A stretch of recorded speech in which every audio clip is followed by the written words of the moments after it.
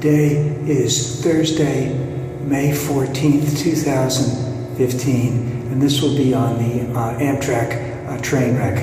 Now, yesterday, the House Transportation Committee voted along party lines 30-21 to defund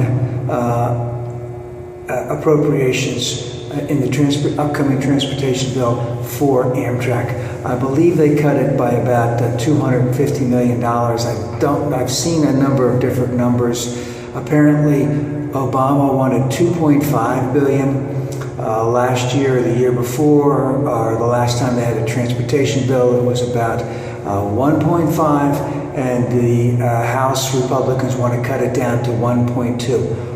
One day, the train wreck happened on Tuesday night, and Wednesday they made that. And of course they're saying it's all about the sequestration, it's all about this and that, they can't raise any funding, and they can do anything they want.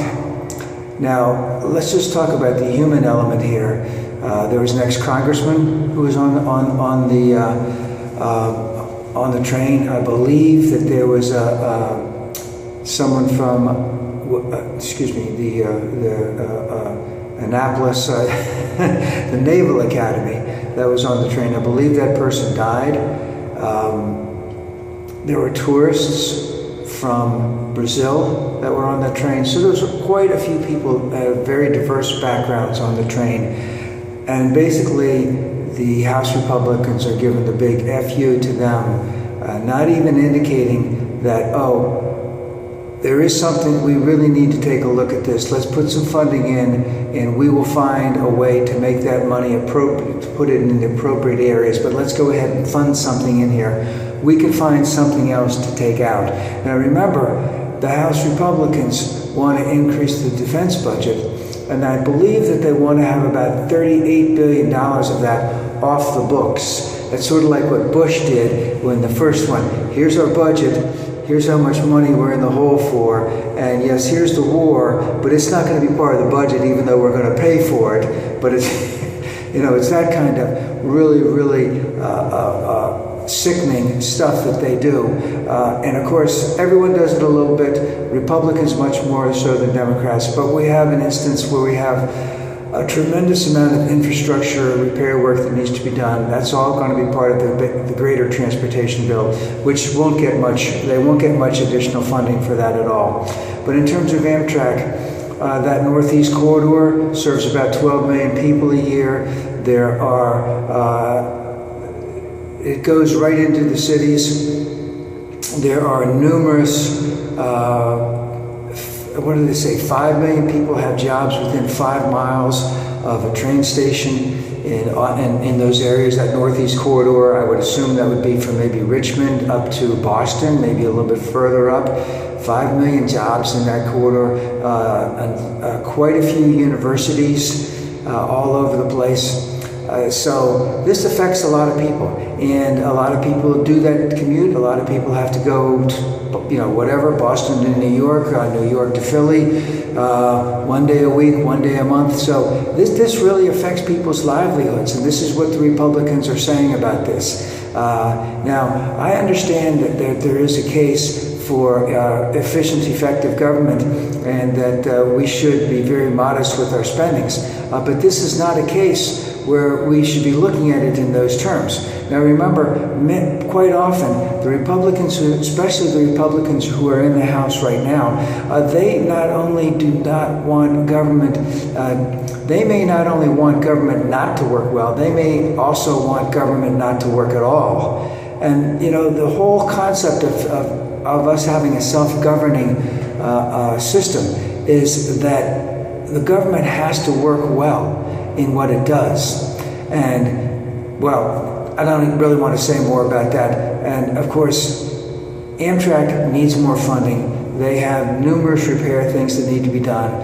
There are numerous overpasses, tunnels, bridges, etc. The train track maintenance itself. The funding for that would create immediate jobs in terms of steel, make sure the steel's bought in the United States, the railroad ties, all the workers that are going to be working on it, you know, all of the computers that are going to be needed to deal with all of that, et cetera, et cetera.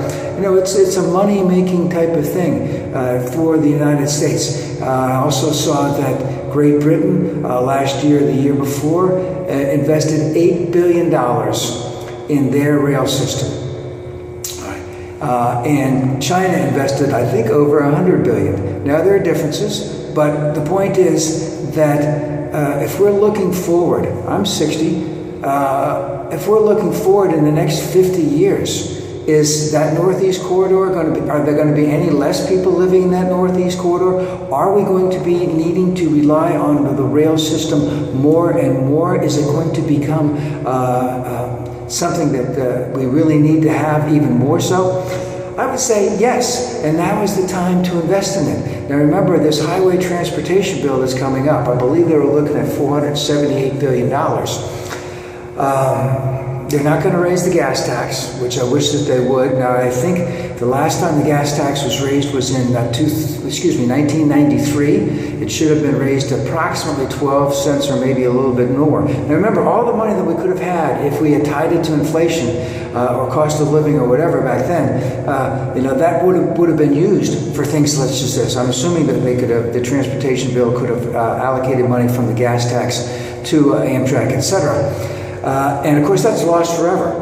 And every day that we're not increasing the gas tax, even if we're just increasing it a little bit, is lost money in terms of things that need to be done. And of course, just because you don't do something doesn't mean that the cost is going to be the same 2 years from now than it is now. If you need to get $2 billion worth of stuff done now, it's going to cost more than $2 billion in a couple of years. So, you know, we're really hurting ourselves in this. And the Republicans share a tremendous, the greatest amount of blame in all of this. They do not, and of course, they don't want government to work. They don't want it to work well, and they're doing everything they can to make it not work well. And if they probably had their dithers, they would sell Amtrak for pennies on the dollar, and then whoever came in would probably screw it up even more. But the main thing here is that we had a terrible tragedy the other day. And the Republicans showed how tone deaf they were by decreasing funding for Amtrak and not even allowing for some additional funding. Say, we will find the money from some other area. And remember, they still want to increase the defense spending in the United States. And right now, the defense spending, I believe that we spend more as a nation on defense than the next 10 countries combined spend money on defense. And China's looking at high-speed rail. I believe Japan just had a high-speed rail that could do 330 miles an hour. I think that the tops that they do when there are people on it commercially is over 200. France can do over 200. I believe the big thing is magnetic levitation. We don't have anything like that. We're not even remotely close. When is the United States going to come back and get involved in something like this? Because this would be a tremendous winner in the United States. But I don't see anything happening from our friends on the other side, the Republicans, who just do not want government to work well.